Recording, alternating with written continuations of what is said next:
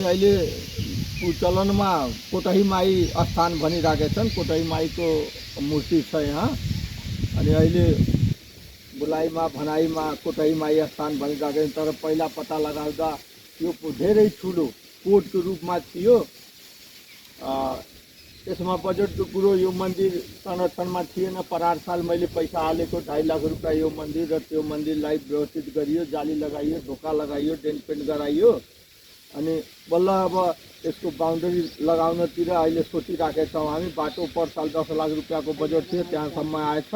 अलिक विवाद परेर बाटो बन्न सकेन। सबभन्दा पहिला बाटो यहाँसम्म पुर्याउनु पर्यो ढलान गरेर। अनि त्यसपछि बिस्तारै बिस्तारै यसलाई अब अगाडि बढाउने। धार्मिक स्थल यो पुरानो जमानादेखि 6-7 बिघामा थियो। अहिले 1 बिघा 18 कट्ठा यसको नाममा पुर्दै बच्छ, जग्गा बचेछ। अब हाम्रो बुवा बाजेको जमानादेखि नै यहाँ धार्मिक स्थल रहेछ। अब हाम्रो सरकारै अहिले धार्मिक ठुला स्थलहरूलाई त्यति व्यवस्थित गर्न सकेको छैन। हामी अब वडाबाट बिस्तारै बिस्तारै अब सोचिराखेका छौँ, गरिराखेका छौँ। धेरै बाटाघाटा, पुला नालाहरू बाँकी छ, सिँचाइ बाँकी छ, स्कुलको काम बाँकी छ, खानेपानी बाँकी छ। त्यही भएर सर उता काममा हामी अलिक धेरै फोकस गरेछौँ। धार्मिक स्थलमा अलिक कम हाम्रो भइराखेको छ। तर आउने दिनहरूमा हामी धार्मिक स्थललाई पनि अगाडि बढाउने र यसलाई संरक्षण गर्ने, बाउन्ड्री दिने अनि स्थानहरूलाई राम्रोसँग बनाउने अनि यसलाई पनि अगाडि बढाउने हाम्रो सोच रहेछ। यो भगवान् बुद्धको के भन्छ यहाँ त्यो भिक्षुहरू आएर पहिलाको जमानामा आएर यहाँ बस्ने ठाउँ पत्ता लगाएर हाम्रो गन्तर विभागका पत्ता लगाएर जानुभएछ। हामी वडाबाट यो साल सोचेछौँ यहाँसम्म बाटो पुर्याउने। हाम्रो लाइन थिएन, पोल पनि भइसक्यो। बाटो त्यहाँ अगाडिसम्म हाम्रो ढलान पनि आयो। आउने दिनमा हामी बाउन्ड्री गराउने र संरक्षण गर्ने हाम्रो सोच रहेछ। जो रामग्राम स्तूप बा तो जना स्तूप पर बाहर से जना भिक्षु आवे तो भिक्षु पूजा पाठ करके ध्यान करके विश्राम करे। तो वो यहाँ आके तो विश्राम स्थल बन आराम करे। तो वही से संघ है बने संघ के कल जाता भिक्षु के समूह के संघ कहल जाला संगम शरण गच्छामि। तो उस संघ के आराम करे वाला जगह तो विश्राम करे वाला मनो आज विश्राम कह जाला वो टाइम में आराम कह के तो ओकर जगह के रूप में संघाराम कह के थे में रहल। और संघाराम से ही आपके लगभग वो खाल के वैसे लोग के ग्रामीण क्षेत्र में गांव के लोग देवता भी कहल जाता है। ताकि यहाँ सब देवता मर गए वही हिसाब से देवता बैठे वाला गांव के रूप में धीरे धीरे गांव देव गांव के रूप में पहचान प्राप्त की। ताकि एक वास्तविक पाली शब्द से जुटल बौद्धकालीन इतिहास से जुटल संग्राम है। अब संघ बैठत रहे, देवता भी बैठत रहे, वहाँ भी देवता ले रहे ना भिक्षु के देवता मान। हाँ, भिक्षु के देवता मान लेना।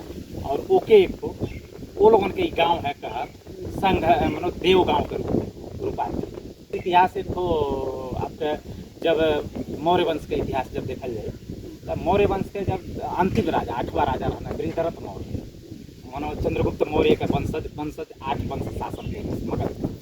तो अंतिम राजा बृहदरथ मौर्य और उनका प्रधान सेनापति रहा पुष्यमित्र सुंग।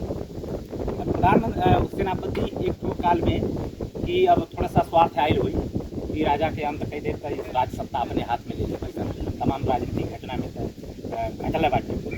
तो बृहदरथ मौर्य के एक को ले जाके जंगल में दुश्मन आक्रमण के लिए आना कहीं के बाहर ले गई। और ले गए के बाद में उनका हत्या हो। हत्या भैले के बाद में गांव में आके कहल कि नहीं यहाँ दुश्मन हत्या कही भाग गई नहीं। लेकिन फिर भी वो टाइम में राजधानी मगध की राजधानी है पाटलिपुत्र जो हाथ में पटना है।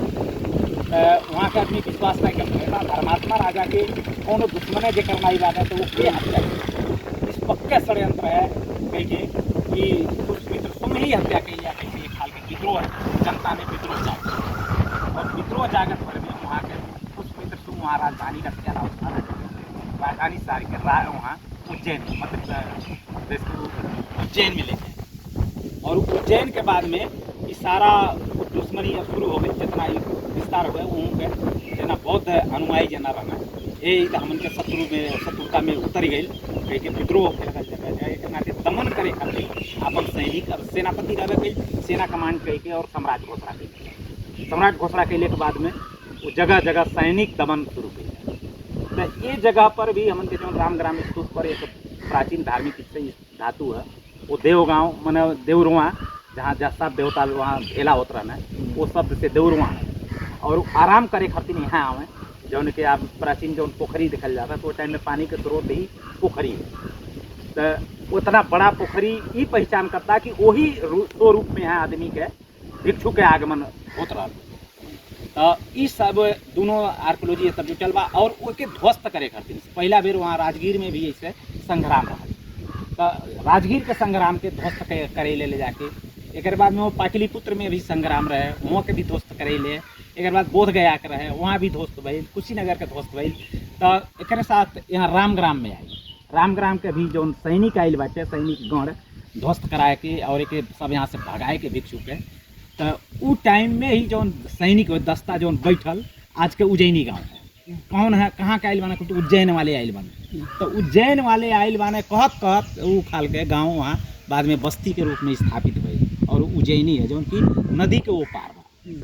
भले अभिनवा बराबर बा लेकिन नदी के ओपार रहल और निगरानी करे लगल। ऐसा खाल के मना अब ये उल्लेखित थी में जो किताब भंते लोगों के किताब उल्लेख के और मौर्य वंश में भी एक हाल के महावंश कही के जो उल्लेख कैल बाटे श्रीलंका में ओके पढ़ावल जाला किताब महावंश कही के। वो ई सब में सब इतिहास के खाल के उल्लेख बा। तो ओकर दूरी, ओकर नजीकी पहचान और ठीक के हिसाब से अब एक इतिहास के हिसाब में इस जगह यही खाल के होई, काहे कि हर एक स्तूपा के जगह में बगल में जाके संग्राम एक हो रहा था, संघ वहाँ आ रहा था।